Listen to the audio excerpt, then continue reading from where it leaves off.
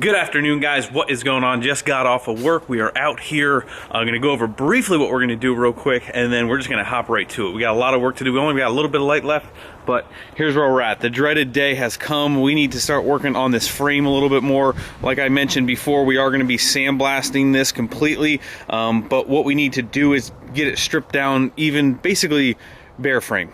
Everything's coming off this thing, every single thing. What we're going to be doing though, what I need to do ahead of time is clean up all of the stuff we're not going to be using, like the exhaust hanger brackets, these where the bed bolts to. The bed bolts to here, and then two spots, one here, one here. But we're going to be chopping a lot of this off, all of those mounts.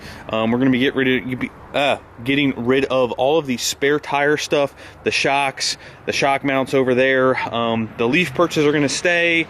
The spots where the cab right here and here stay, but we need to basically the goal is to strip this frame bare. Completely bare. We're not going to be using the factory mounts up here for the fender support. Everything's got to come off. So that's what we're working on. We also picked ourselves up one of these Dickies little work coveralls, because nothing worse than crawling all over the ground in clothes that you care about. So I think we're going to start using these a little here. I don't know. We're going to see how I like them. But especially for grinding, cutting, gets everywhere. So if we can do that in this, maybe that'll help some. So we're gonna jump in these quick, get started, boys.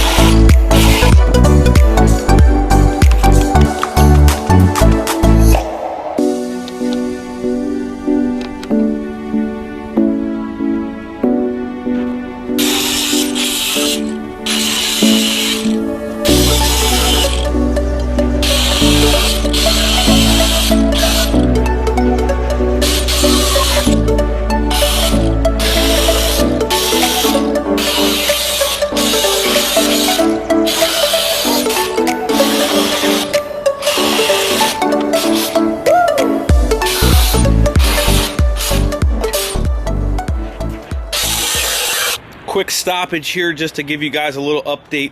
I got the bed mounts lopped off on both sides over here. Got the back spare tire section. This is all just rough cuts. It's actually getting pretty hard to see even with all the lights up.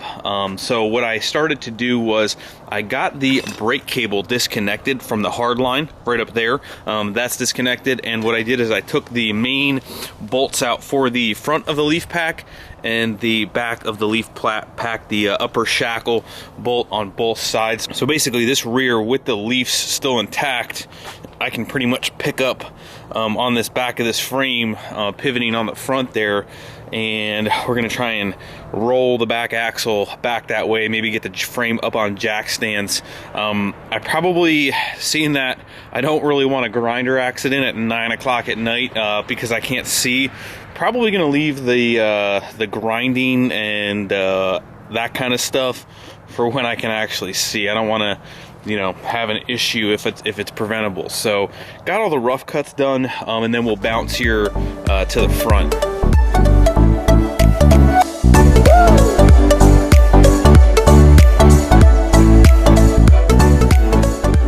Now that the back is completely out, we're going to start on the front here. First up, we're going to remove the shocks and the towers completely together. We're not going to mess with the studs of the shocks to the tower. We're just going to undo these three 15mm nuts on the studs underneath here, which usually this would expand all the way up. It's seeing that all the weight's already off of it. A lot of the shock travel's already out. So undo those three right there.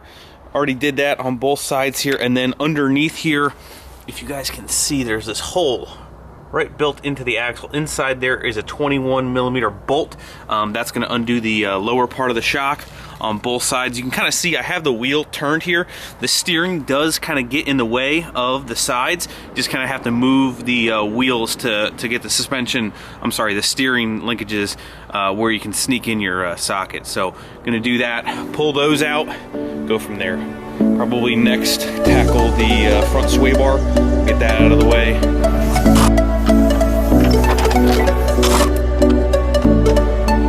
Well, if everything weren't so crusty, this is normally when the bolts out of the bottom, there we go, that they pull right out.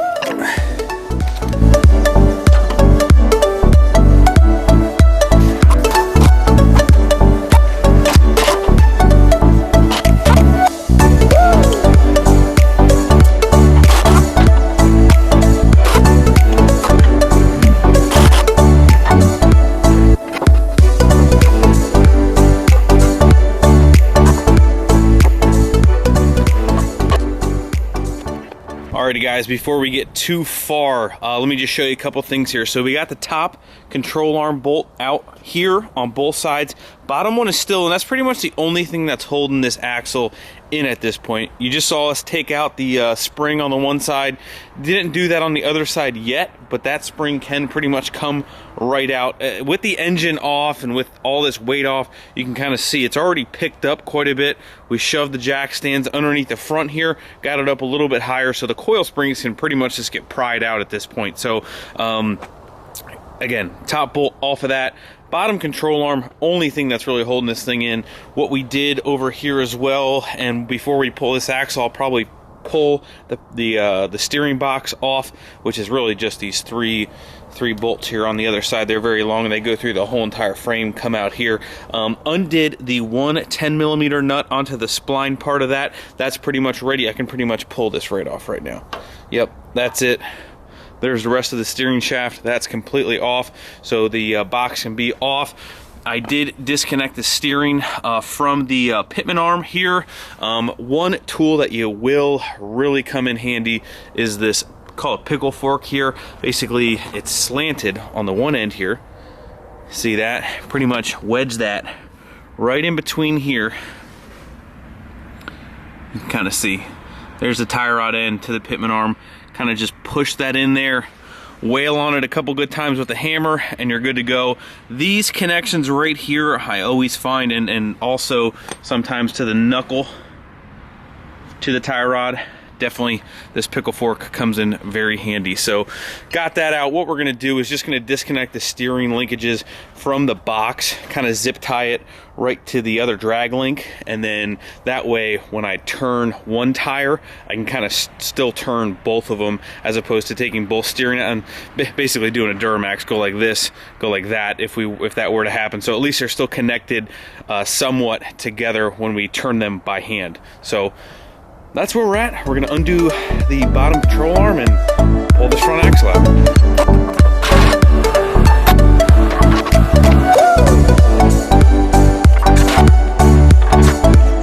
So of course, the last thing that I forget to mention with the control arms, with the steering, everything else, the track bar. The track bar. The track bar is connected to your frame, to your axle. So of course that needs to come down. We're gonna disconnect that from right up here, which of course you guys are having a hard time seeing. I'm even having a hard time seeing. So I'm gonna disconnect that, and then this thing should pretty much just roll right on out of here.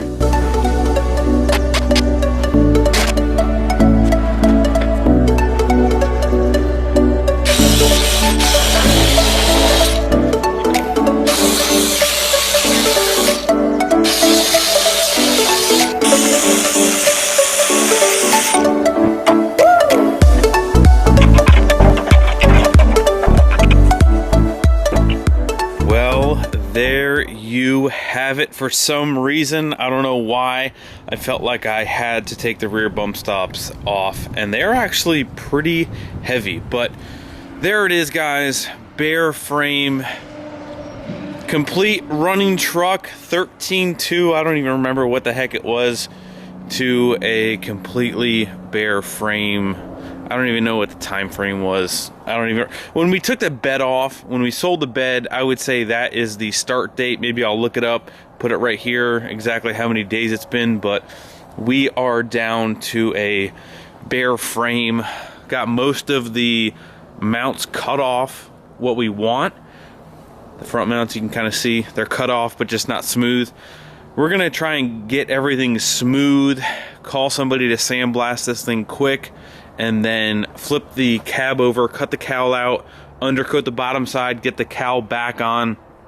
Even though we took the axles out, we are still going to be putting the axles back in, I think, the way they are now, just to get the cage done. Once we get the cage done, it's kind of hard to explain everything the way I'm thinking about it.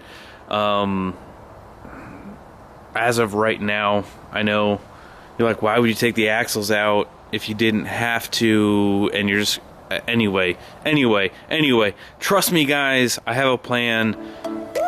We have a completely bare frame.